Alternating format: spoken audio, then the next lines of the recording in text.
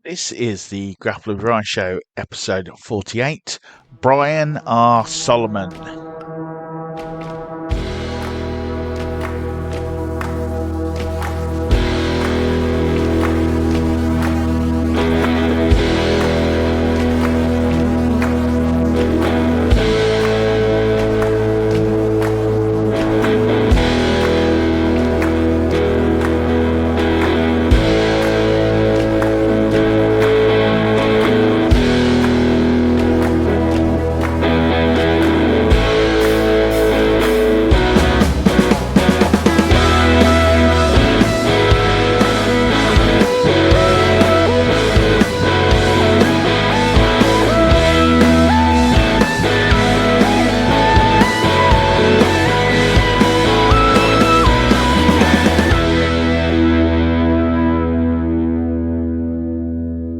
Hello and welcome to the Grapple of Your Eye show. My guest today is Brian R. Solomon. He is an author, a historian, a podcaster. If you name about wrestling, he's probably been there and seen it and done it. If you read anything from WWE from about 2000 onwards in a magazine form, his fingerprints were there somewhere, I imagine. So first of all, welcome and thank you for joining us today, Brian. Thank you. It's my pleasure to be here, Brett. Thanks for having me on. No problem at all. Now, the first question we always ask anyone who's been on here for the first time, sir, is when did it begin for you? Well, you know what? My answer to that is probably very similar to a lot of people. I wish I had a more interesting answer, but it was WrestleMania 3, Hulk Hogan versus Andre the Giant. I knew about wrestling before that. I grew up in the 80s. It was around. I knew all about it. I just hadn't been a fan until that build up. Here, where I lived in the US, they used to show WWF superstars on Saturday mornings. So when all the cartoons would be on. And so I was flipping around one day, and it happened to be, no joke, it was the episode that had the Piper's Pit where Andre turns on Hogan. And that was it. I mean, I was just fascinated. I still watch it today and I get goosebumps watching it. It's silly, but that hooked me for life. Excellent. Now, from that, then, I mean, a lot of people watched it and seen it over the years, but you've taken that into sort of penmanship, and I think even like Pete Pro Wrestling Illustrated, and let's say you end up in WWE magazine. How did that journey come about? And from a fan who obviously you're very passionate about it, how did that become almost like a writing career in itself? Well, I had started out of college just taking any kind of job I can get in writing and editing. I was working for a book publisher, and I'd kind of given up on the wrestling idea. I did a little bit in college writing about wrestling, but I didn't think it would be anything I can make a living at. And I just found an ad in the New York Times Classified. Believe it or not, 1999, WWF, Vince Russo had just left. The whole publications department was in crisis. They were looking for new people. They brought me in as a copy editor, and I was there for 7 years. By the time I left, I was like a senior editor on the magazine staff. And, based on that experience, I was able to build everything else. Excellent. So I remember there was a lot of good one shots at that time as well. I imagine, but I remember there was an ECW one. I remember I've Yeah. definitely got somewhere still the 50 greatest superstars of all time. I think your fingerprints on that one as well. And Yeah. I'm sure there were more. I think there was a Divas one. There was all different ones. Yeah, and they were interesting because a lot of the time those sort of things were what appealed to people like me because you had the Raw and the SmackDown and all those sorts of things, but it was more about what was going on. But I was always into like the other stuff as well. I wanted a bit more sort of the depth of it, and I think that sort of stuff provided it. And Yeah. yeah, it was really good. So thank you. Oh, you're welcome. We were pushing for a lot of that stuff. The period I was there 2000 to 2007. It really was kind of a heyday of those special one-shot magazines. They hadn't been done a lot before, other than things like WWF Superstars, or, of course, they do a Hulk Hogan thing. They used to have Spotlight. But when we were there, we really dug into that. In fact, my publisher, Barry Werner, that's one of really his big accomplishments, was the specials became, we called them specials. They became a major revenue stream for us. I think we were doing something like six a year or something. And so we would, we did a Hulk Hogan one, ECW, like you said, we do a WrestleMania one every year, a Divas one every year, Hardy Boys, The Rock, The Undertaker. Man, there was a Bret Hart one, like you said, the 50 greatest superstars. I was heavily involved in that one. Yeah, we did all that kind of stuff. That was my favorite part of it, actually, all those specials. Man, sounds like my dream job. But right, so you gone from that, and obviously, you move on from WWE, and then suddenly, when does because writing articles is one thing, you've got a word limit, you can do a bit, you know where that's going to fit, but then Right. sort of turning your attention to doing a book. Now, I know you did one about like legends. There was I can't remember the exact title now. My apologies, but there was one on legends of wrestling, and then there was the one on the Sheik, which I did read when it came out couple of years back now. I have that on my shelf. Where does that go from, an article where, okay, I need to do 500 words on, I don't know, Hulk Hogan to, right, now I need to fill a book on someone. There must be, how does that process differ for you as a writer? Oh boy, I mean, it couldn't be more different, obviously. There are some articles that I could write. I hope my editors aren't listening, but there's some articles I could write with one eye closed, without and bang it out in an hour or two without even thinking about it, just off the top of my head. Sometimes you can't do that with a book.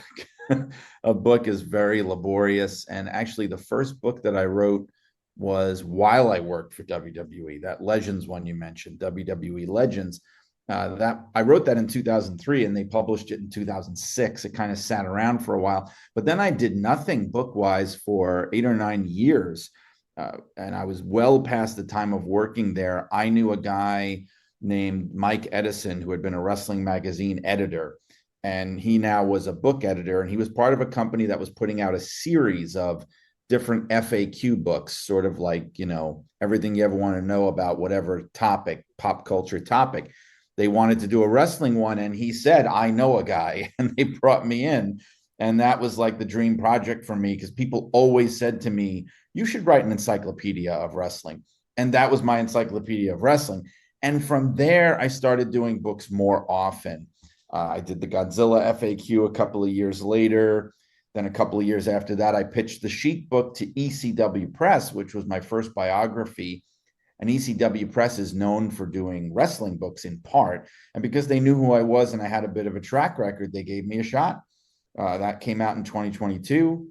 I did my superheroes book in 2023. And now this second biography, Irresistible Force, on Gorilla Monsoon.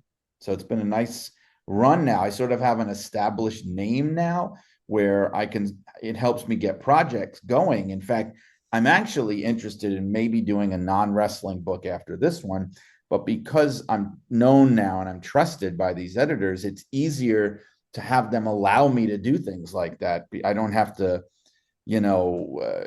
try to make something happen out of nothing. Yeah, no, definitely. So why then? I mean, that's the reason that your latest book, as you mentioned, is Irresistible Force: The Life and Times of Gorilla Monsoon. Why Gorilla Monsoon then? Because as I say, on the Grapple of the Eye show, we cover the whole grappling perspective. So we've got the jiu-jitsu, the catch wrestling, the professional wrestling. We go for everything. So for those people that might not be as familiar, why Gorilla Monsoon? Who was he? Why does he matter? Why do we need a book on him?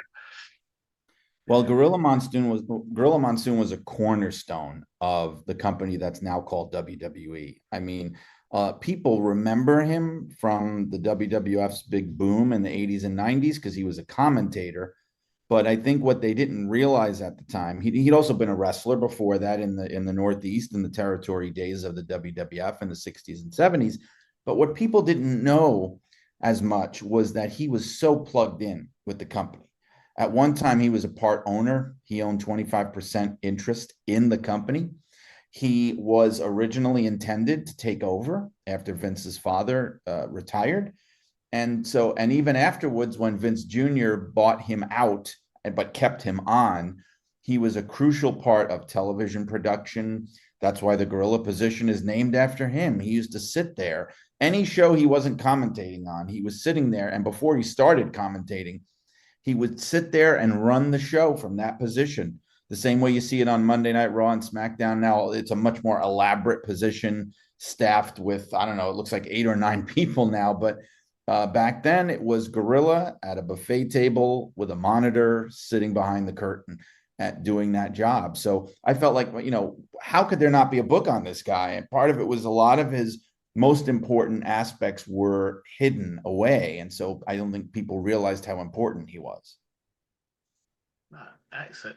Yeah. So as again, I know he like you say, he started in the independence, and if I remember right, I'm sure I saw read somewhere once at one point he was just playing up the Italian stereotype and doing a bit of singing and stuff like that. And then one day that guy went away and the hair got a bit longer, and then suddenly the gorilla became. I think he started under his real name, if I remember. I'm Yeah. thinking back now, but and then obviously he became the Gorilla Monsoon, and they wasn't the story they found him in the woodlands or something like that. Wasn't that the game? I'm trying to remember now. Sorry, In you're probably the Manchuria. one to know Yeah. that. Yeah. So, Yeah, that was there weren't really independents back then. It was more just wrestling territories. it. They were major wrestling companies. They were the only show in town, but they operated regionally. And so he started, there was no national wrestling. He started in 1960, and he was, as you said, he was Bob Marella, and he was wrestling in upstate New York for the promotion there. And they wanted to play up his Italian heritage, so they changed his name to Gino Morella because it sounded more Italian than Bob. And he started singing, like you said, he would sing Italian folk songs, opera before matches. And he did this for the first 3 years of his career. He bounced around. He was in Eastern Canada, Western Canada. He went to the Midwest for a bit. He went to Hawaii, Japan, and it was in Japan that he met Killer Kowalski, and they got to know each other. Kowalski was already a major star and had been for years. And he took Gorilla under his wing, and he made the introduction to Vince McMahon Sr. and Capital Wrestling, which was based out of New York City. They were looking for a new monster heel. They were looking for an opponent for Bruno Sammartino because Bruno had just won the title, and they needed these monsters. And so they brought in Gino Morella, and they transformed him in the summer of 1963. He came in, and they turned him into they didn't need another Italian babyface. That was the last thing they needed. They were full up of those. So they wanted to change him into something different. And they also thought he was a natural villain because he was huge. It's hard to have a good guy that's that big. So they had him grow his hair out and his beard, and they gave him this gimmick where he was the Manchurian giant Gorilla Monsoon, and he didn't speak any English. He had a handler. Initially, it was Bobby Davis. Later, it would be Wild Red Berry. And the story was they found him bathing nude in a stream in Manchuria, and he was living like a barbarian. He was traveling with a gypsy caravan. He was eating raw meat and all this kind of craziness. It's kind of like we're used to these gimmicks now in wrestling. I mean, that's done, stuff like that is even done today. But this was, at the time, it was WWF was just taking form as an independent organization, and he was a part of it from the ground floor practically. He was the first real homegrown monster heel in that company, which is now known for monster heels, or certainly was for a very long time. And he was the prototype. So I've sort of just been into the build up to this, just sort of going over some of his sort of record and that. It was always interesting because he was one of the few, like I think he had more draws with Bruno than he seemed to losses, from what I could find out. A lot of the guys got built up, Bruno beat them and they vanished, and he Right. kind of match him up a bit, and then they'd move on a bit, and then there was something come back together and all that. And it was interesting that, like, he was one that they wanted to keep around. Obviously, knowing now that he had a bit of a stake in it as well might help that. But Yeah. in a time when it was sort of, and again we saw it again repeated in the Hogan era, where the villain of the month came in or whatever, got built up, and then he would be vanquished, ready for the next one. It was an interesting role, and no, it just seemed like he just did it really well, and in an aeroplane spin terrified the world. Nowadays, when I mean, to be fair, Daniel Bryan and Bryan Danielson's brought that back a bit, but at a time, that was a move that kind of got left. But that brought fear into people, and I think people forget the actual working of moves and things can make them mean something, and he seemed to do that very well.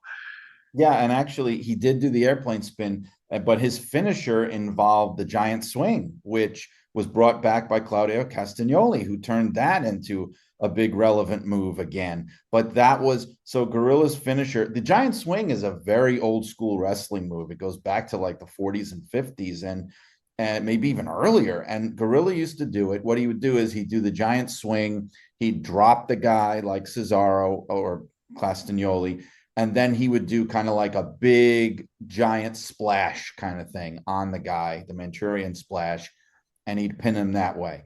And so, yeah, I mean, he challenged Bruno for the title more times than anybody else, and that includes both of his title reigns. So between 1963 and 69, they had close to 400 title. Well, they had close to 400 matches against each other, and a large portion of them were title matches. Some of them were tag team matches, but there's nobody who wrestled him more times than Gorilla, if you include tag matches, and there's nobody who challenged him for the title more times. And yeah, part of that was he was around a lot. He wasn't going anywhere. He had really put roots down in the territory. Like he went out to California for about a year and a half from 65 to 67. And then when he came back in 67, he really never left. I mean, he would do a little tour now and then. He'd go Japan. He went to Detroit for a couple of shots. He'd go out to the West Coast a couple of times, Hawaii. But I mean, he was homesteading in the Northeast for the rest of his career. And so he could be plugged in whenever they needed, but that wouldn't have worked if they didn't have natural charisma and they didn't really work well together, and they did. So they had 7 main events at Madison Square Garden over the years. 2 of them were in 63, 2 in 64, and 3 in 67. And that's just the Garden. I mean, you're talking about all the other towns up and down the East Coast through the out west to Pennsylvania and Ohio and even West Virginia. And they took it everywhere. They had 4 or 5 main events in Philly. They had a couple in Boston, Washington, D.C., Pittsburgh, you name it. And they would go to all these places. One of them at the Garden, the one that really put Gorilla on the map for good, was May 1964. They went to a 70-minute time limit draw at Madison Square Garden, which to this day is the second longest singles match in WWE history. Why do you think they never ever, even if it was temporary, just maybe Bruno needed a month off or something? Why do you think they never sort of switched to put the championship on him or won it? Like even for the shortest time, maybe he did something villainously, and then Bruno could get revenge later, type thing. The only record I found of them doing that, which I mentioned in the book, back then they would sometimes do these kind of phantom title switches in local markets because the fans in the other towns wouldn't know what was happening. They were even doing that as recently as the Bob Backlund years. They did a thing in Madison Square Garden where the belt was held up when Backlund was defending against Greg Valentine. The belt was vacated. They had to have a rematch. Nobody outside of New York City had any awareness that this was happening. So with Gorilla and Bruno, I found a record where they did it in Philadelphia and at least one other town where it was a mini angle where Gorilla pinned Bruno and the title switched, but then the referee or the president said that he used a foreign object or Bruno had his feet on the ropes, and they vacated the title, and they had a series of matches to determine who was the real champ, and Bruno won in the end. This was completely unknown to any fan outside that market. Now, back then, they didn't do the frequency of title switches. They just didn't. The philosophy in the WWF in those days, even into Hogan, was we're going to put this title on our top, most popular babyface, and he's going to ride it out as long as he possibly can. We're not going to take it off him until he either is too tired to do it anymore or the fans are getting tired of him, whatever happens first. And in Bruno's case, the fans never got tired of him ever. They still loved him in 1985 when Hogan was there. They still loved him just as much, just as much. But he finally couldn't do it anymore in 71. He needed a break. So the thing is, by 71, Gorilla was already a babyface. So they weren't going to put it on him. However, it's interesting because if he had been a heel still in 71, that might have been a consideration because the person who got it was Ivan Koloff, Yeah. and for 3 weeks. And Ivan Koloff had been a frequent opponent of Bruno, even going back to the late 60s. Bruno had beat him plenty of times. So that's what made it shocking. But the same could have been said for Gorilla. This is somebody that he'd been tangling with for years. He always got the upper hand until this one night when Gorilla got the better of him. It might have been done, but we'll never know because he was already babyface by then. And then by the 70s, he was a face. So when you had face champions like Backlund and Pedro, he's not really going to get shots against them. He did get, believe it or not, in the 3 weeks that Koloff was the champion, Gorilla got a couple of shots at the title against Koloff. And when Superstar Billy Graham had it for 10 months, Gorilla wrestled him a few times, including a main event at the Garden, where people were absolutely convinced that Gorilla was going to get it. And they kind of swerved the crowd and he didn't get it. But, that's just sort of the way the territory was booked back then. It's interesting though that, like you say, as heel babyface, he's kept that position, that sort of thing, and remained a constant sort of contender for whoever whoever was wearing the belt. And moving on just a little bit from that, one of the main things that a lot of people might know him for outside of the wrestling world is his little tangle with Muhammad Ali.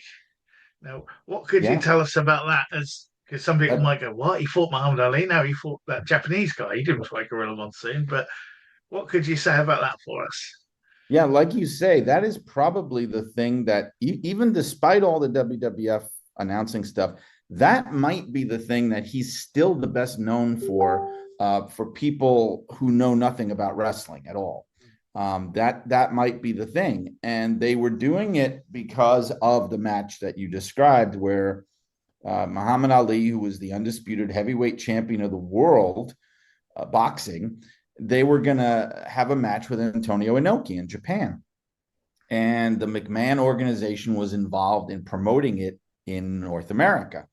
And so they had an interest in this and they wanted to build up the fight. And the problem was in those days, the conventional wisdom was that in a boxer versus wrestler match, the wrestler will get killed because the boxer will just punch him in the face and it'll be over with.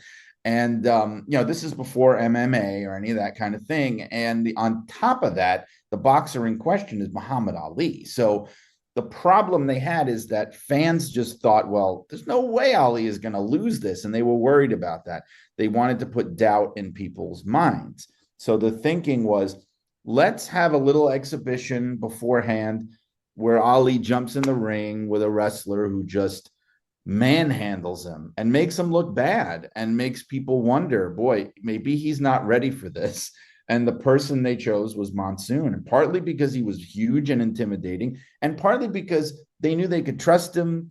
He was part of the company. He was at that point, he was 25% owner of the company. So it was in his interest for all this to work out. And so that's how it happened. It was a TV taping in Pennsylvania. Ali at the time had a training camp that was also in Pennsylvania, not that far away. So it was easy to get him over there. He showed up and they did an impromptu kind of a challenge. Gorilla has a squash match, with Baron Mikhail Cicluna, and Ali jumps up, points at Monsoon, challenges him, jumps in the ring in his street clothes, in his suit and tie, takes the jacket off, the shirt off, and they have a little, it's not even 3 minutes, but it's probably the most famous 3 minutes of Gorilla Monsoon's entire professional career. And he dumps him on his head. He makes him look bad. He really airplane spins him. He grabs him. Ali's trying to get a shot at him. He's not connecting. Ali flees the ring. He flees the ring with his handlers. And then Gorilla cuts this scathing promo afterwards about what a joke he is and how he doesn't know a wrist lock from a wristwatch. In fact, the angle was so successful that they started getting worried that they put too much doubt in people's minds, that now they thought, well, Ali is clearly going to get killed. And so they did another exhibition in the AWA a few months later, where Ali had a much more formal boxer versus wrestler match against kind of an AWA job guy, and beat him because they wanted to, not make him look that bad. Oh, that's fair. So where does the because there seemed to be again, this is me sort of thinking about and looking at it, and you're the man to clear it up for me. Where does this sort of separation come in? Because I know Gorilla's doing the wrestling. He's well thought of in WWF or where it was, but then there's that separation, and we end up down in sort of with the World Wrestling Council down Yeah. in sort of Puerto Rico. Why? Where does that? I don't want to give everything away from your book here, No, you but won't. where does You that sort won't. of? Where does that come from? Where does that divide come into it? Was it politics? Was it just wanting to change? What happened on that? Well, the Puerto Rico territory got going in 1973 with Carlos Colon as the owner, along with his business partner Victor Jovica and Victor Jovica's brother. And at the time before that, Puerto Rico had been run for years as a satellite of the Florida territory, which was Eddie Graham's territory. And Eddie Graham was a very close friend of Vince McMahon Sr. and was very plugged into the New York territory. Vince lived in Florida. He knew Gorilla very well. And so I think when the deal was being negotiated for Colon to get Puerto Rico, it was something that Eddie Graham had to okay. And I'm pretty positive that Vince Sr. and Gorilla and those guys would have been plugged into that. They would have had an awareness of what was happening. So now you had a territory that was just south of, Florida in the Caribbean, and it was beautiful weather, casinos, all this kind of stuff, a great place to go and work. And so there was interest in Gorilla going down there and seeing what it was like. And then on top of that, Victor Jovica's brother, who owned 10%, he wanted to get out very early, like by the mid 70s. And he sold Gorilla his 10% share. And Gorilla wound up for at least 7, 8 years or so as a 10% owner in the company that became known as the World Wrestling Council, the WWC. At that time, it was called Capital Sports Promotions. But he owned part of it. And even by the early 80s, when the company, the WWF, was getting sold to Vince Jr., Gorilla had his doubts that it was going to work out. And so he was using Puerto Rico as his backup plan. He was starting to work down there more, even after he retired from wrestling in America, or in mainland America in WWF. He continued to wrestle sporadically in Puerto Rico to keep his visibility there, because his thinking was, if this WWF thing falls flat and if Junior can't swing this and the whole thing goes down the toilet, I'm just going to focus on Puerto Rico, and that'll be my bread and butter. And then once he realized, and everyone realized, by like late 84 or so, after a couple of years after the sale, that this was all going to work out very well for everyone, that's when he divested himself and he gave his 10% shares to Victor Quinones, who was like his protege. Okay. So when then does this wild man who didn't talk and ate raw meat, etc., when does he suddenly start picking up a microphone and becoming the on-screen person that most, I guess, I'm going to say modern fans, but I don't mean it that way because modern, Yeah. you know what Well, yeah, modern is because the now. commentator Gorilla Monsoon had a national and global audience. The wrestler Gorilla Monsoon did not. So Yeah, that's absolutely. what I mean. So most people just remember him as the guy sort of doing the content. When does this start? Is it something he has he been doing bits and pieces, or does he just something he gives it a try and it works and he just carries on? He had dabbled in it briefly. There were some shows that he promoted in the late 70s in Atlantic City that were aired on local cable TV, and he did a little bit of announcing there. He did some guest announcing on a couple of Philly cards, and he would try it out. But as far as really being given the responsibility of being the play-by-play or the color guy, that starts in late 1982, right after the WWF sale goes into motion, where one of the conditions that Gorilla has is if I sell you my shares, I want to be on television. I'm not going to fade into the background. I want to be a part of the show. And so it was suggested by someone that that was the perfect way to do it because you'd be front and center all the time. So in late 82, he starts doing it. At first, he's only doing it for televised house shows like Philadelphia Spectrum, Madison Square Garden, other places, Meadowlands. And then when when he takes over the World Championship Wrestling time slot on TBS, Gorilla does a little bit of that for him. And then WrestleMania happens. And the first WrestleMania, it's Gorilla and Jesse together, Jesse Ventura together for the first time. And they're very impressive. They have instant chemistry. They're fantastic. And by the summer of 85, Gorilla Monsoon and Jesse Ventura had become the regular weekly announced team on a show called All Star Wrestling, which was the predecessor to Wrestling Challenge. And Gorilla also joined Primetime Wrestling about that point, originally with Jesse before Bobby Heenan came in.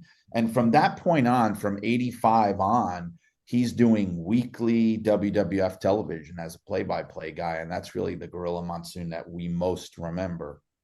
Yeah, because Gorilla and Jesse I never realized WrestleMania was their sort of first time together, and First, because they were just an amazing team, and for years I was like, because Jesse sort of had his moment and sort of came and went a little bit, and then you thought that was it, and then uh, Gorilla and Heenan, and it yeah. just became a whole, and you just don't, I don't know, he's a bit like. It reminds me a bit of Dave Grohl. He was in this amazing band sort of lineup, and everyone remembers that. But then he goes and becomes like almost the straight man for a completely different act, and it's just as good, or even maybe even better. And it's just sort of like the stuff with him and Heenan, they just played off each other brilliantly. And I'm guessing they're well from learning later on. Obviously, they were close friends and whatever, but maybe even before all that and stuff. But that dynamic was, it was just amazing. I mean, did you learn much about that in your research for the book and sort of how Oh, they of sort of played course. off Yeah. each other? That's a big part of the book. I mean, Gorilla and Jesse worked together from 85 to 90, and then Jesse got out of there. And so there was some overlap. He worked with Heenan from 86 to 93. So, and then actually after Jesse left, Gorilla and Bobby were the pay-per-view team for a little while. And everybody probably most remembers them. Well, you've got Wrestling Challenge, where Bobby came in and took over for Jesse, who had moved to Superstars. And then there was, of course, Primetime Wrestling, where they did probably their best work, even though at the time, what people sometimes forget, Primetime Wrestling was a cable show on the USA Network, and it was not considered one of their premier shows at the time. Their premier shows were WWF Superstars and WWF Wrestling Challenge. They were on syndicated TV, regular broadcast television at the time, which had much more penetration than cable in the 1980s and even early 90s. But so primetime though now is revered. It's a destination show to watch. And that's the thing, like you said, Gorilla and Jesse were more serious together. They were like peers. They had different philosophies. One was more heelish, one was more babyface, but they respected each other. It was almost like a sports broadcast with some very spirited commentators. When he worked with Heenan, it was a comedy team. It was straight up comedy, just the most ridiculous exchanges. Bobby Heenan just shamelessly saying the most ridiculous things. Jesse didn't quite do that, and Gorilla, as you said, playing the straight man. They were a comedy team. Gorilla had never done this before. He had never done comedy before, never. And he loved it. He got to do, excuse me, this exasperated, Bud Abbott, Lou Costello kind of thing, Laurel and Hardy kind of thing. And he loved it. It became his favorite part of the job. Well, I can still remember watching the Heenan's final one when he finally gets to like take him and drag him out of the building and kick him out. And at the time, I was waiting for him to turn it. You know, he'd been thrown out a few times, and then like protested outside. And I remember one where he came Right. in just as a lady trying to get back in and things like that. But the one when it was finally it, and then after a couple of weeks, you were kind of like, he's not coming back, is he? And it was sort of, and it I sort of know. moved on. I still remember that, and even to this day. And it was. I suppose it's a sad moment looking back now because it was the Yeah. end of an era for them. But at the time, you were loving it because Gorilla had finally got that weasel, sort of thing, as a fan. Right. At the time, I wasn't reading newsletters yet, but I was calling up wrestling hotlines and things, and there used to be this late night radio show that would give you some of the dirt on wrestling. So I remember I knew that Heenan was on the way out. I knew he was going to WCW, but I thought it was, yeah, it's sad to watch now. It's sad to watch. And the thing about it is Bobby wanted to do it that way. That was his idea. And the funny thing is, they had, by that point, this happened in the fall of 1993. They had kind of stopped working together by that point. By early in 93, they weren't doing challenge together anymore because Jim Ross had come in. They weren't doing the pay per views anymore together. Prime time was long gone. So it was kind of nice to see them back together for that one moment because it had probably, I could be wrong about this, I don't have it in front of me. It had probably been a few months, like maybe half a year since they had even really broadcast together. They were kept apart because Gorilla was doing challenge with, around that time it would have been Jim Ross, and Bobby was doing Monday Night Raw, which Gorilla was not a part of as an announcer, but he was there because he was in the Gorilla position. He'd always be there. So it was a nice little nod to their years working together, even though they had sort of stopped working together by that point. And that was a good time. So when does the transition come in for Gorilla then? Because sort of around time, he becomes WWF president, and then Yes. obviously we have the whole Vader bit and all that sort of stuff as well. Why does that happen? When does that come about? Well, it came about because of health reasons, really. So they were trying to phase him out as a commentator. That process started in 93 with Jim Ross. And then Jim Ross kind of came and went for the first few years. Vince McMahon started stepping up more and more, doing the pay per views, which he'd never done before, doing Monday Night Raw. Gorilla was doing a little bit of challenge here and there with other people. Jim Ross, he did it with Ted DiBiase. He was paired up with in these strange broadcast teams, but not really as high profile. And then by in 1995, by that point, he had already had a couple of heart attacks. And the year before, or in 1990, he had a partial foot or toe amputation because of diabetes. His diabetes was getting worse, and he didn't want the grind anymore of travel and constantly having to do TV. So they gave him really the president position because number one, it could still keep him on TV, which was part of his deal. But number two, it was far less demanding because if you think about it, all he had to do was he wouldn't even be seen every week. It's not like Adam Pearce and Nick Aldis today. He was not seen every week. Every couple of weeks, he'd show up, he'd show his face, he'd either be in a little pre-taped video in the corner, or he'd come out to the ring, he'd make a little proclamation, and then he'd go to the back and probably sit in Gorilla and play cards. You know what I mean? So, like, it was a much easier thing to do. He did that from 95 to 97.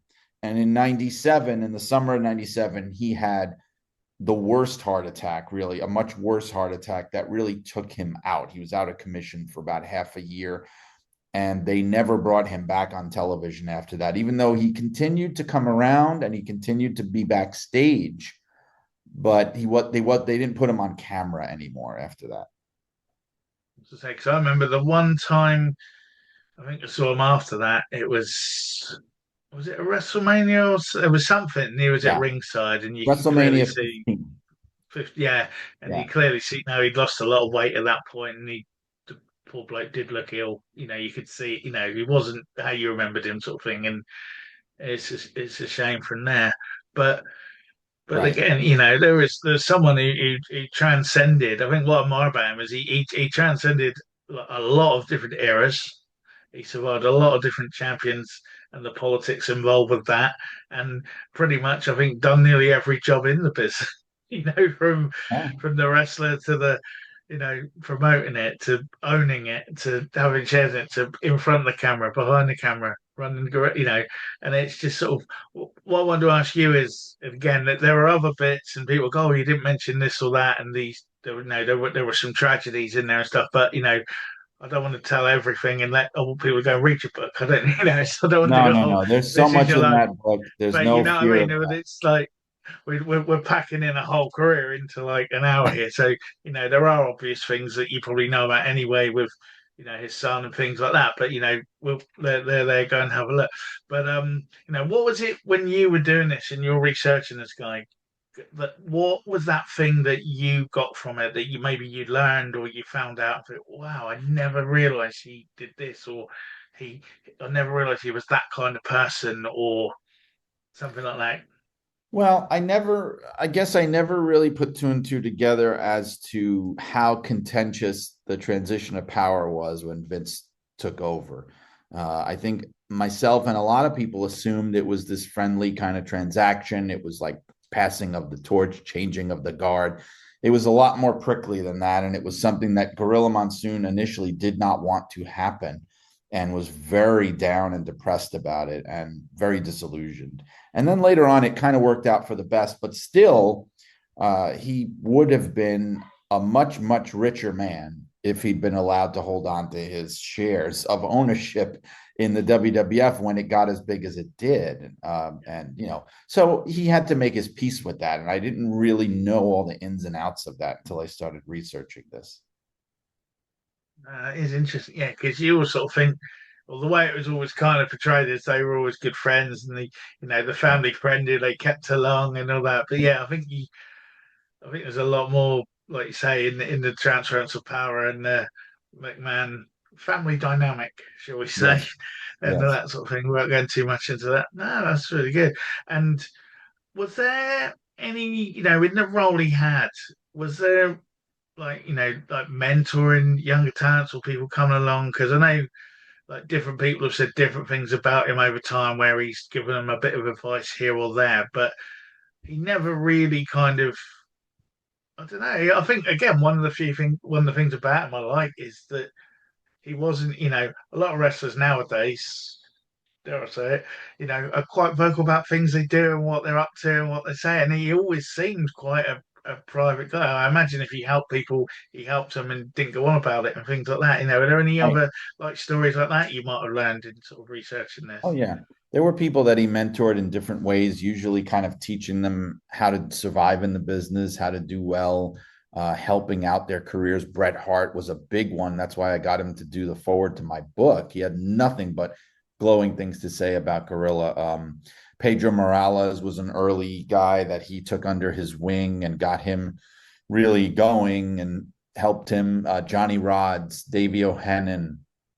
There were other people like that uh, that he really kind of took a shine to. Another thing was that a lot of people said he was very, especially in the 70s when he had a lot of power in the company, he was a strong advocate for the Latino wrestlers because at the time, WWF being in the big urban centers in the Northeast of the US, they were in a lot of cities that were very ethnically diverse. And if you look at the WWF in those years, they actually had one of the most diverse rosters. They had a lot of because they were appealing to a demographic that had all kinds of people in it. It wasn't like, in some of the southern territories, all the fans are white, all the wrestlers are white, or there might just be like one black guy who shows up, and that's it. New York was never like that. If you watch the TV, there's a lot of Hispanic wrestlers, and Gorilla really fought for those guys to have them get money and get opportunities and position. And he was also thinking of money too, because he knew that it would appeal to the fans the same way that they used a lot of Italian wrestlers to appeal to the Italian fans and things like that. So, I mean, a lot of those guys loved him. Pete Sanchez, a lot of those guys, unfortunately, Jose Gonzalez was one of his closest friends for a while.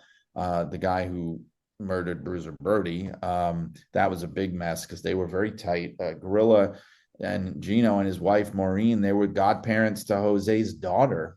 And Gorilla was crushed, heartbroken, absolutely devastated when he found out what happened in Puerto Rico. And even though he and Brody were never friends at all, quite the opposite, but that was a horrifying situation.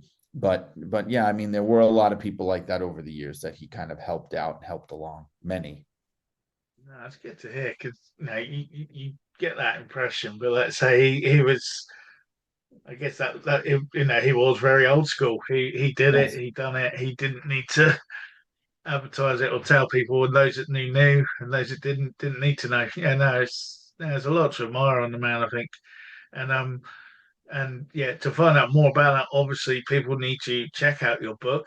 Where can they get it, sir? Where's the best places at the moment for to get hold of your book, Well, sir? it's not that hard to get. One thing I'll say firstly, though, is I sell directly signed copies. So if people want one that's signed, they can reach out to me directly. They can get me on via email at brianrsolomon@yahoo.com, or they could find me on social media. I'm very easy to find. If people reach out to me, we can work that out. I have signed copies, but outside of that, if you just want to order a regular plain old copy, you can get them wherever books are sold. Um, Amazon, of course, that's going to be where a lot of people get it. In the United States, we have Barnes and Noble. In Canada, there's Indigo. There's lots of other chains, and even you could even buy them directly from ECW Press. But I don't know about the whole international shipping situation because they're in Canada. So I don't know what that looks like. I know in the US, it's a real pain to order things from Canada. It's like they add like about the amount of shipping would be just as much as the cost of the book, no joke. So, but I mean, what I'm trying to say is it's very easy to get. I'm lucky that ECW Press uses Simon and Schuster as their distributor. So the book goes everywhere. It's not like some hard to find little publication. It's really a wide distribution. And my other question for you, I mean, you were talking earlier about doing maybe a non-wrestling book, but you keep getting pulled back in. It's like The Godfather. You keep getting pulled back in. What book would it be for you as a writer, as an editor? What's that one book maybe you've got in your head? Maybe it's a bucket list book or something you think one day I'm going to do that one for wrestling. What would be that book if you could research it and write it? Well, one is I've always wanted to do a coffee table book on wrestling magazines, like a big, beautiful art book, like the kinds they do about old comic books and stuff, except have it be about old wrestling magazines, 50s, 60s, 70s, 80s, 90s. But it's that's an expensive book to produce. You know, it would really need to be hardcover.